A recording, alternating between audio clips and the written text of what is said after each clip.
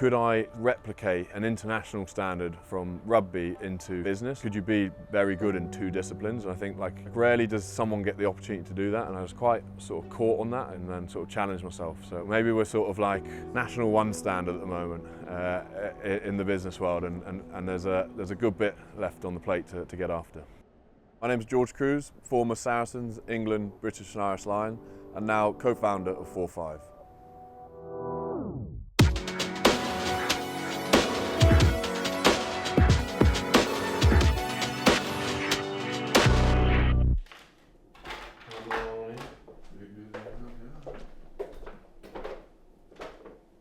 So Fourfive started with, it was actually with myself and Dom Day, Welsh international athlete. We were sitting at Saracens on the physio beds next to each other for probably the fourth or fifth, or my sixth operation, Dom's fourth I think. And look, we're just trying to recover better. We're trying to find those small 1%ers. And Dom had seen a rise in a product called CBD over in America. We both tried it, got really good benefit out of sleep and recovery. And then there was a conversation of, as you do when you're, probably 1,000 of them as a rugby player, we could actually look at creating a business out of this.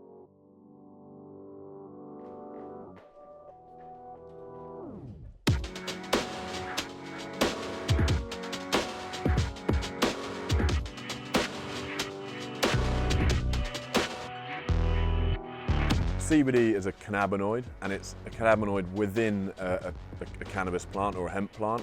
And within those plants there might be sort of 100, 110 plus different other cannabinoids. THC is one of those, and THC is the one that gives you a kind of psychoactive high within the cannabis plant. So obviously when you're dealing with a whole plant, it's extremely hard to extract full measures of CBD or THC.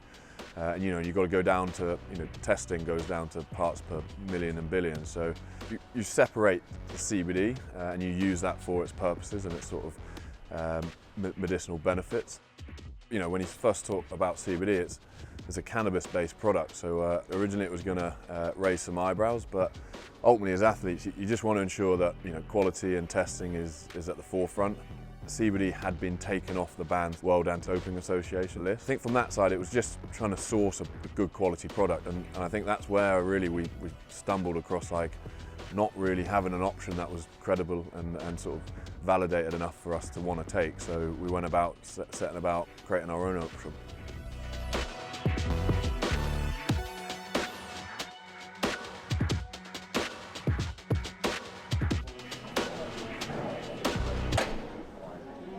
The learning gap, or the knowledge gap of being a professional sports person to going into being a businessman is such a big step. You come from a job where you are super confident in your ability, you're experienced in your ability, you're decent, you're international level standard. You go into a position where you doubt every sort of thing you're saying. You also have to show a level of experience to other employees that are maybe relying on you or like coming to you for an opinion and stuff. So you've got that big gap of like experience, knowledge, and for me that's probably been one of the tougher things. Gone quite well so far today compared to previous months. Today we've got a bit of a branding piece in the morning, so doing a tightening up of our branding at the moment, and that involves working with a company to do that. We've got our weekly retail meeting, and that sort of gives a snapshot across all of our different retailers, like stock, marketing, all the different things that includes. And then we'll be pitching a vending machine company later, which stock in a number of like sort of 100 different gyms, and then wrap up the day by heading over to Holland & Barrett, checking in with the store manager, checking that all the products on shelf, where it needs to be, how it's all set up, and having a little run through of that. I've got friends my age who are setting up their own businesses now after doing 15, 20 years within that industry. We've gone from a place where, we were given our nutrition programs when we walked in, we were given our gym programs, we had physios, we had a game plan put upon us, our travel was sorted for, our food was sorted for. Like, we're in this massive bubble which, like, as a player, your goal is to play hard, is to train hard, is to be the best you possibly can be. It's not to like know how to pitch Holland & Barrett or Boots. It's not, you know, doing KPI reviews. It's not doing quality control and figuring out whether to use seller or vendor on Amazon. We outsold our trial period like quite heavily. Trying to be the right person at the right time is what we're aiming for.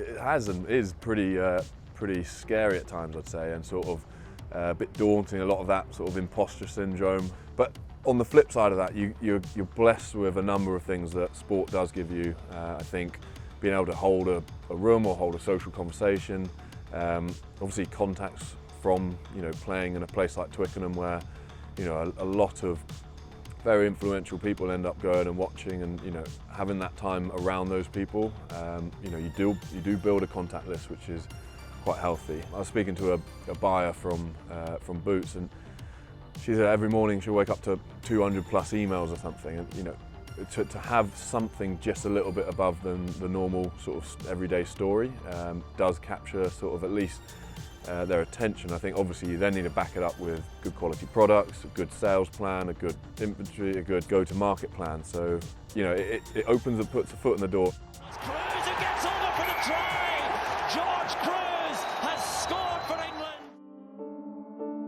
And ultimately, when looking at retiring at sort of 31 years old, I actually did probably a 6-month project with our then sports psychologist called Andrea to basically like unpack, okay, well there's sort of 6 or 7 different reasons as to why I possibly could want to retire, but also sort of like come to terms with I really wanted to continue doing rugby, but I also really wanted to continue sort of exploring and expanding with the business. So for me, it was like, if you were to put a percentage on it, like it was probably just in favour of retiring for like 5, 6 different reasons of like business, the opportunity to, you know, to have the weekends back, and sort of that level of sacrifice with professional sport is high. I think when you've done that process and done it properly, and it's not like a knee-jerk reaction, I actually haven't looked back, and to still be involved in England from a sort of analysis, sort of consultancy perspective has been brilliant, and something which I've been super grateful for. And I think, like, for me, rugby was a 14, 15 year long sort of absolute passion project, but full of like a lot of love for the game. I've been really interested in how I can replicate that in a few different other chapters in my life, and this one with Fourfive is definitely like fully on the go right now. Yeah.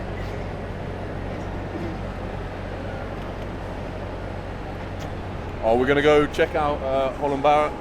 Main things, make sure that stock's on shelf, make sure you touch base with the store manager, and just see how it presents itself. I think there's a lot to be said about store feedback and feeding that back into the team.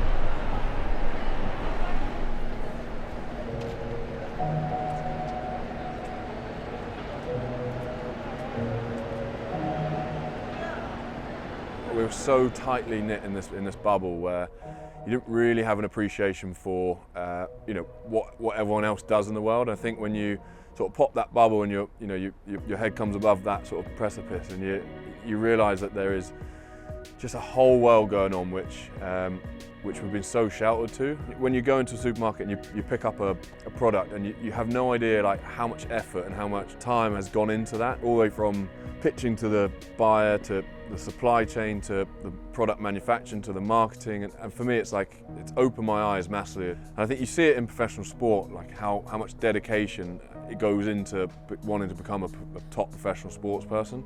I actually had no like concept as to just how much effort would go into, you know, creating your own business. Started in Holland & Barrett about a year and a half ago now with CBD.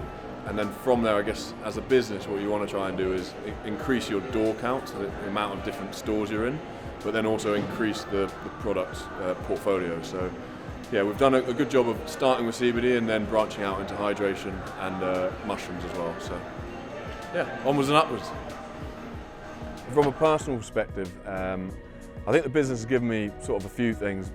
Firstly, like the ability to just continue to grow and to learn. I know it probably sounds a bit cliche, but having something which you're passionate about gives me motivation and gives you a passion and gives you like a definite reason to come to work and to do what you do. It's given me a lot thicker skin. Wearing these like daily shots of, you know, something's wrong with the supply chain, or this person is off ill and someone's got to fill in. There's 1,000 different things which puts a level of like what's important and what's not actually important in life.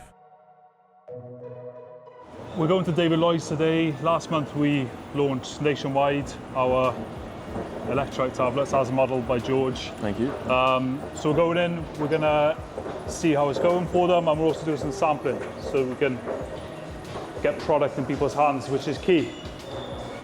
In terms of the demographic, people that go with David Lloyd's, it's bang on what we're looking for. And the gyms themselves, they're premium, swim, gym, it's exactly the customer we're going after. So to get this account, especially nationally, was a big one for us, and one that we're really looking to support.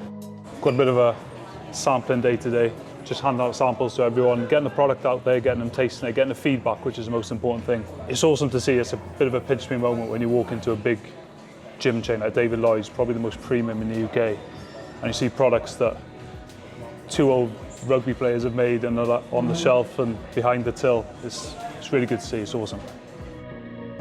I always think about different chapters in my life, and this is a whole different chapter to where I was in, say, St Albans or in Japan. There are a sensory overload. Learning all these different skills and attributes is something which, very grateful for and enjoying my time at Fourfive.